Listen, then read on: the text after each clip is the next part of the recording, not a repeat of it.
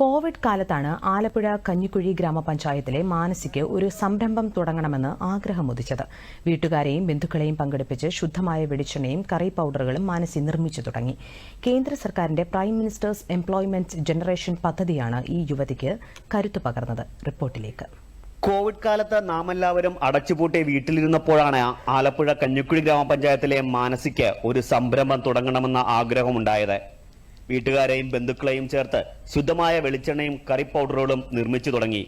ഉൽപ്പന്നങ്ങൾക്കെല്ലാം മകന്റെ പേരിട്ട് വിൽപ്പന നടത്തി. Pavi's food products.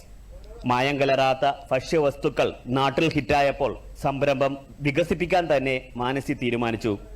ദേശീയപാതയോരത്തെ കണിച്ചുളങ്ങരയിൽ പവീസിന്റെ പുതിയ യൂണിറ്റ് തുടങ്ങി. കേന്ദ്ര സർക്കാരിന്റെ പ്രൈം മിനിസ്റ്റേഴ്സ് എംപ്ലോയ്മെന്റ് ജനറേഷൻ പദ്ധതിയാണ് ഈ യുവതിക്ക് കരുത്ത് പകർന്നത്. ആൾക്കാർക്ക് കുറച്ചുകൂടെ റീച്ച് ചെയ്യാവുന്ന ഒരു നാഷണൽ ഹൈവേയുടെ സൈഡിൽ എന്നുള്ള രീതിയിൽ ആലോചിച്ചപ്പോഴത്തേക്കാണ് നമ്മൾ വീണ്ടും ബാങ്കുമായിട്ട് സംബന്ധിച്ച് നമ്മൾ ചേർത്തുള്ള കാനറ ബാങ്കിലാണ് ഞാനിങ്ങനെ ഇതിനു വേണ്ടിയിട്ട് സംസാരിച്ചപ്പോൾ അവർ നല്ല റെസ്പോൺസ് ആയിരുന്നു. അപ്പോൾ പിന്നെ ഇൻഡസ്ട്രിയൽ ഡിപ്പാർട്ട്മെന്റിൽ നിന്ന് വളരെ ഹെൽപ്പ് ഉണ്ടായി. അപ്പോൾ അവരാണ് നമുക്ക് ഓരോ പദ്ധതികളെ പറ്റിയൊക്കെ പറഞ്ഞത്. അപ്പോൾ PMUGP എന്ന് പറഞ്ഞ ഒരു പദ്ധതിയിലാണ് ഇപ്പോൾ നമ്മളിവിടെ ഇത് സ്റ്റാർട്ട് ചെയ്തത്. പിന്നെ നമുക്ക് ഗവൺമെന്റിന്റെ സൈഡിൽ നിന്ന് സപ്പോർട്ട് ഉണ്ടായിരുന്നു. അത് ആ സ്കീമിൽ നമുക്കിപ്പോൾ കൊളാറ്ററൽ സെക്യൂരിറ്റീസ് ഒന്നും ഇല്ലാതെ തന്നെ നമുക്ക് ലോൺ കിട്ടി. ജൈവ പച്ചക്കറി കൃഷിക്ക് പേരുകേട്ട ഗ്രാമമാണ് ആലപ്പുഴയിലെ കഞ്ഞിക്കുഴി. വിഷം കലരാത്ത നാടൻ പച്ചക്കറികളാണ് ഈ നാടിന്റെ മുഖമുദ്ര.